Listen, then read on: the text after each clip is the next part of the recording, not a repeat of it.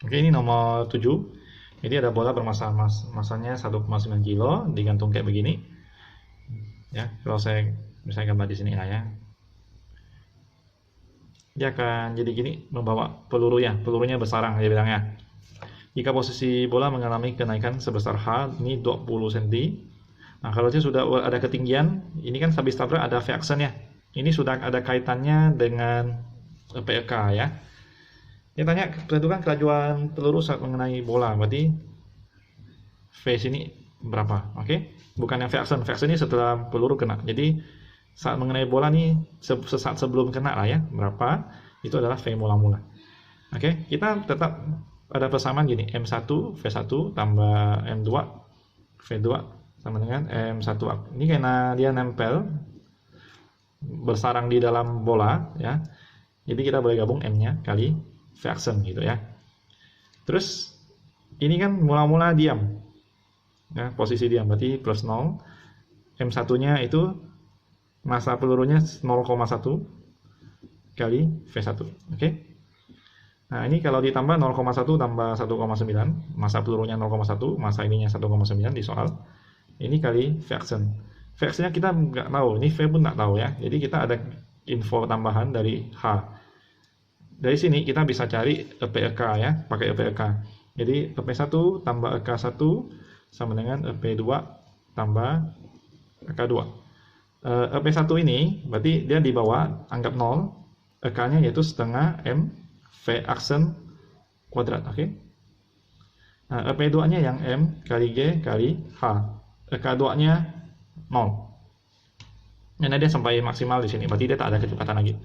M-nya kita boleh coret ya, karena barangnya sama kan. Berarti setengah V1 kuadrat sama dengan 10 dikali 0,2. Berarti V1 kuadrat sama dengan 4. V1-nya 2 meter per sekon. Oke. Oh sorry, bukan V1, ini V-action ya. V-action. Nah, sekarang masukin ke sini. Jadi V-action-nya kita cari pakai PK dari H-nya ya. Nah, sekarang kalau V1-nya tinggal 0,1 kali V1 sama dengan 2 dikali 2. Oke. Berarti V1 yang bukan aksen yang mula-mula adalah 4 per 0,1, yaitu 40 meter per sekon. Jadi tinggal kaitkan hukum kekekalan momentum dengan usaha dan energi ya. Itu cerita nomor 7. Nomor 8. Nah, sekarang dia pun sama. Dia dari suatu ketinggian, terus dilepaskan bandulnya, nabrak M. Terus M dan balok M bergerak bersama setelah pertumbukan, dan panjang tali pengikat bola M adalah 80 cm. Itu adalah hanya 80 cm ya. Tentukan kelajuan keduanya. Jadi yang kita cari ini kan, ini salah ya, bukan. Kita sampai sini. Dia sebelum tabrak ini V-nya berapa? Nanti mereka sama-sama V-action-nya berapa, oke? Nah, jadi ceritanya sekarang tentukan laju keduanya, berarti ini yang ditanya. Ini berapa? Tapi kita kalau mau cari ininya harus tahu dulu. Kenapa? Yaitu ini barang pertama, ini barang kedua. Barang pertamanya 0,1 kilo, barang keduanya 1,9 kilo kayak mirip tadi lah ya.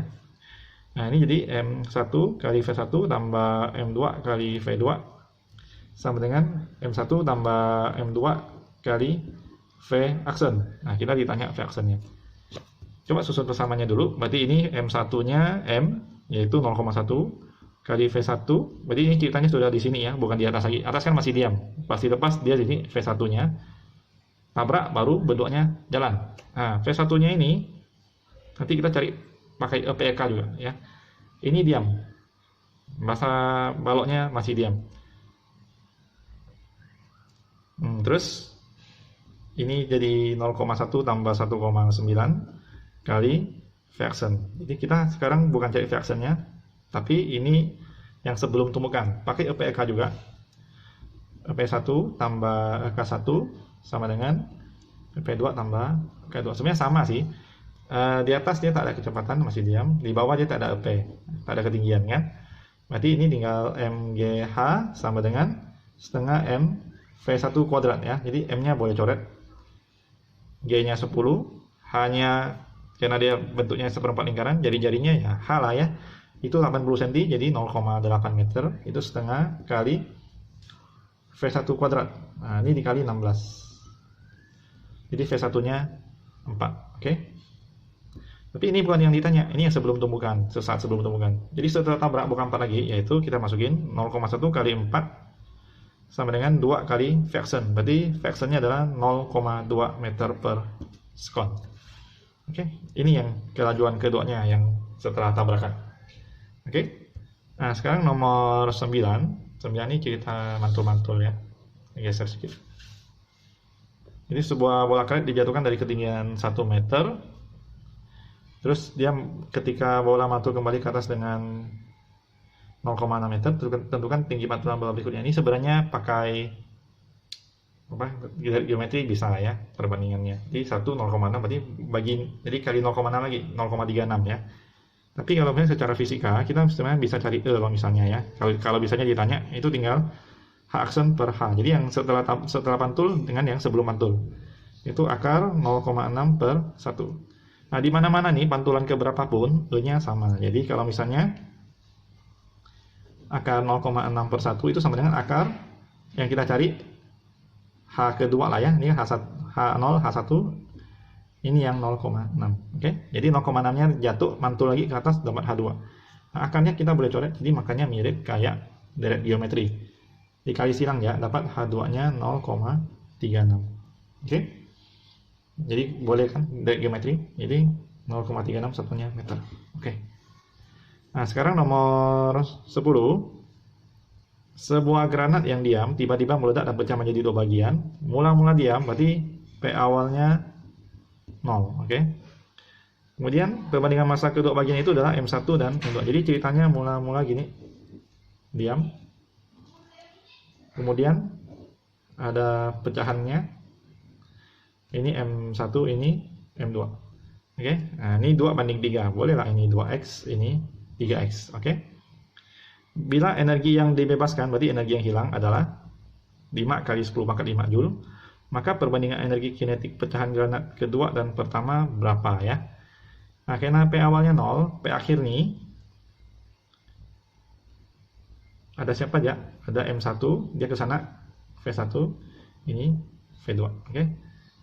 M1 kali V1 itu ditambah M2 kali V2.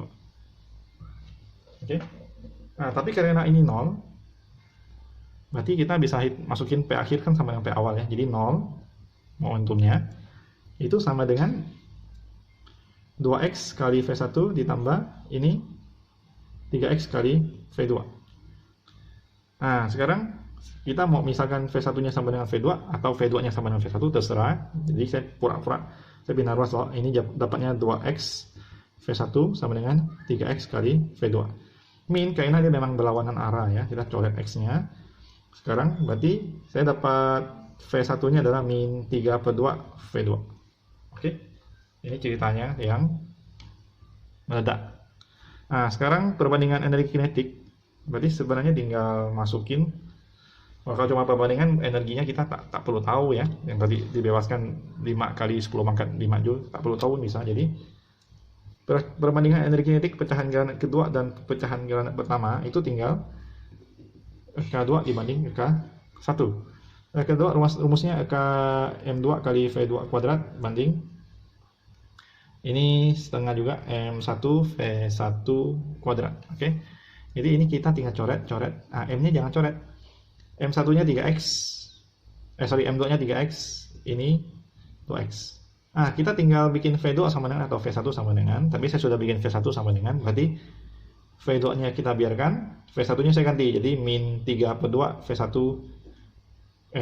V2 kuadrat ya. Ini X-nya boleh dicoret. X coret. Berarti 3 kali V2 kuadrat banding. Ini kalau dikali coret. Ini tak boleh coret ya. Ini 9 per 4 berarti 9 per 2 kali V2 kuadrat. Coret. Ini baru boleh coret. Oke. Jadi perbandingannya adalah 3 banding 9 per 2. Atau saya kalikan 6 banding 9. Atau 2 banding 3. Itu perbandingan energi kinetiknya. Oke. Sebenarnya ada cara lebih gampang lagi. Misalnya dari sini. Saya tak usah masukin ya. Sebenarnya kan M1 tambah karena dia minus ya. Cuma kan saya minusnya abaikan tadi V-nya. Kan M1 kali V1 sama dengan M2 kali V2 ya, minus. Kita bacot sisa V2 banding V1. V2-nya atau V1-nya itu min 3 betul. Sama ya, jadi V2 banding 3 betul. Sorry. Betul ya, V2-nya coret. Berarti 2 banding 3. Nah, tapi tak salah. Sekilas info ya.